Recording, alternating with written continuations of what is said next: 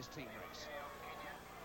Good to see that Dave Clark's got himself back to the sort of form we expect from him.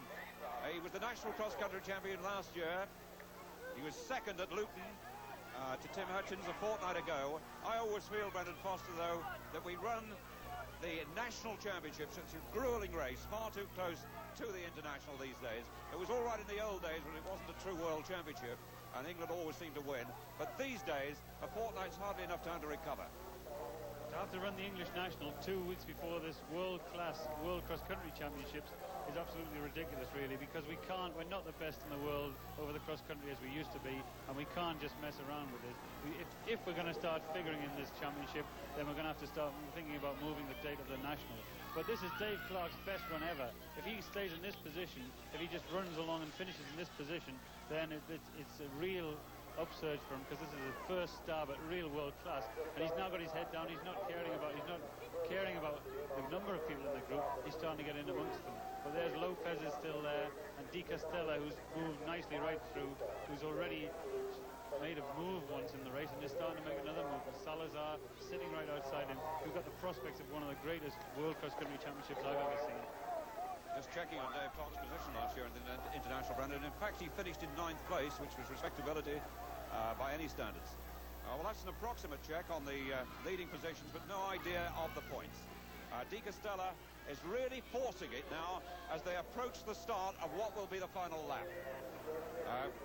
Debela of Ethiopia leading alongside Castella, who's testing him all the time for the 20-year African response. Then Lopez in the blue of Portugal, Muga of Kenya, Alberto Salazar, United States, and the tiny Spaniard Prieto, with Clark at the moment going through a testing time. Now a check on the team positions from Stuart Story. Well, whilst the team positions haven't changed, just to give you some scores now. Ethiopia, 128. United States, 159. Kenya, 165. Australia, 192. The significance of that is that only 1 or 2 place changes could reverse that first 3 situations. So what a tight team race it is. Well, the team race matching the individual battle in every sense. Out they go now on what is the final lap, and somebody has got to make a move to break them. We've got an Ethiopian there, an Australian. In fact, there's no 2 nations represented in that leading group because Porter, the American champion, is off the pace. We've got an Ethiopian, an Australian, an American, a Portuguese, a Kenyan, a Spaniard, and an Englishman. But David Clark is finding it hard. And the English team are finding it even tougher. They're back in 6th place at the moment on 285 points. The Salazar, Di Castella, Prieto of Spain and Carlos Lopez will know exactly about each other. They'll know when they expect to make a move with one another. They'll expect that Carlos Lopez has got a good finish and Prieto, but they won't know about the Kenyan and they don't know about the Ethiopian. So it's going to be a decision here. Lopez is moving nicely. He's sat next to the leader most of the way, but they're going to have to think about making a move. I think Salazar, if he's going to make the expected victory, then he's going to have to do something about it very, very quickly. And I think Castella knows that some of these are going to be faster finishes than he is. These hills must look steeper to them every time round. But this is the final lap. David Clark just can't get back with that leading bunch of 6. He's working hard to do it, but that awkward gap of 10 metres has developed. And Porter, too, the American champion, some 10 metres behind Clark. So it looks as if the international title will go to one of these 6. Lopez has won the championship before, but for the others it would be a new experience. Prieto of Spain, fascinating little athlete. We've seen him many, many times on the track. He was 5th in the International Cross-Country Championship in 1981, 8th the year before that, and he is the reigning Spanish cross-country champion and a very good middle-distance runner indeed. But he's the man at the back as gradually they start to extend again. And all the time, the one who puts in the real drive is this 20-year-old from Ethiopia, Debela. And the man who responds to that challenge is the 36-year-old Portuguese Carlos Lopez, although Salazar has joined him. Lopez, the winner back in 76 on the Chepstow racecourse when staged by Wales. And here he is running quite magnificently, although Salazar said he'd try and get away, test them on the hills, would enjoy the hills, and he really is going with them. And 1 or 2 are really beginning to feel the strain of these hills. The Europeans were dreading it. They said it was typical British. If it rains as well, it would suit the British. but really it hasn't suited the British. The rest of the world has come to terms with cross-country as we know and love it. It really is astonishing that the stories that came out of Ethiopia about this 20-year-old have been proved absolutely right. We thought about Kadir, we thought about Yifter, we thought about Bulti, and we thought about Germa, and they're great names, but in fact, it's their least known member and their youngest member who's leading the team home and could still win this individual title. I think if you look through the history books, if he does win it, there's only been ever one younger winner, and that was many years ago when the race wasn't so competitive, when it was won by a 19-year-old. But still, it's not over by a long way yet. They're on this last lap. They've got the finishing funnel in their sights, but it's on the other side of the course, and they've still got some 3/4 of a mile left to run. Debela in the green of Ethiopia, Salazar in the red of America, Lopez in the blue of Portugal, Muga in the red and white of Kenya, and Prieto is beginning to go again. This tiny Spaniard, only 25, he looks older than that in fact, and Muga is the latest one to start suffering. Just looking back behind him, Costello's been dropped, and so too David Clark.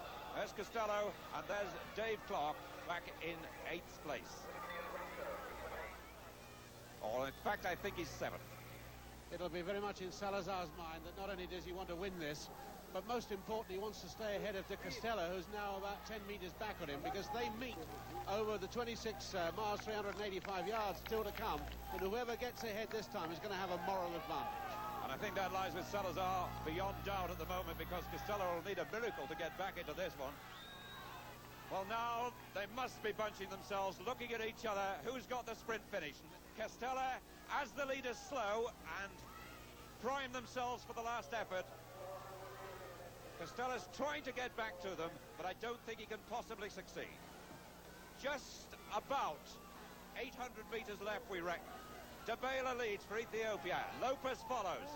Muga of Kenya is coming back. Salazar struggling for speed, as he did at the finish last year when he was second. But they're going through the mud as they come round now and past the bottom of the finishing funnel, and they've got to go on a circular route of some 600 metres. Still Debela leading, the 20-year-old from Ethiopia. Lopez, the former champion from Portugal, Olympic silver medalist in 76, ahead of Brendan Foster, who got the bronze. That's Lopez 293. 197, the unknown Kenyan Muga. Then Salazar, the world #1 marathon runner, and Prieto is beaten. Going round this bend, they keep on going, and then they reach the finishing funnel. They've got about 250 metres left. Debela leads. Still Lopez waits at his shoulder. Muga going the short way, and Salazar coming on the outside. Turning the bend to come into the finishing straight, and the crowd really roaring. The race on. Debela attacks again. Salazar is rigged to have no finishing speed on the near side, ploughing his way through the mud and into the funnel. 60 metres left. Debela leads, the 20-year-old. 197 is Muga. Lopez trying to get through on the inside. It's going to be a photo finish, and Lopez attacking. But Debela gets there. Lopez second, Muga third, and Salazar 4. Prieto 5. Costello of Australia 6. Dave Clark of England, the first Briton to finish, in 7th place. Canario of Portugal is 8th. Then Porter of America in 9th place. Kova of Italy is 10th, the European 10,000 metre champion. And meanwhile, we go back through the field now. Nat Muir finishing there in about 13th or 14th place. Second Ethiopian coming through. The Americans at the moment, though, that's the second Spaniard through and the second Kenyan through. And more Ethiopians beginning to pour through, and there they are, all those green vests, and it looks to me as if in the latest stages they've come right through to take the team race convincingly. What a great race that was. I mean, that's done an enormous amount for this event. To see 4 men come into the finishing straight after a punishing race at that pace they were going. There's Kevin Foster just finishing now from England. But to see that race develop as such, to see Lopez run as well as he did at the age of 36, and to see Salazar to do everything according to his plan, only to find 2 Africans, two of them he didn't know anything about. What a great race, what a great day we've had here. What a great organisation we've had, and fittingly we've had an event that took up the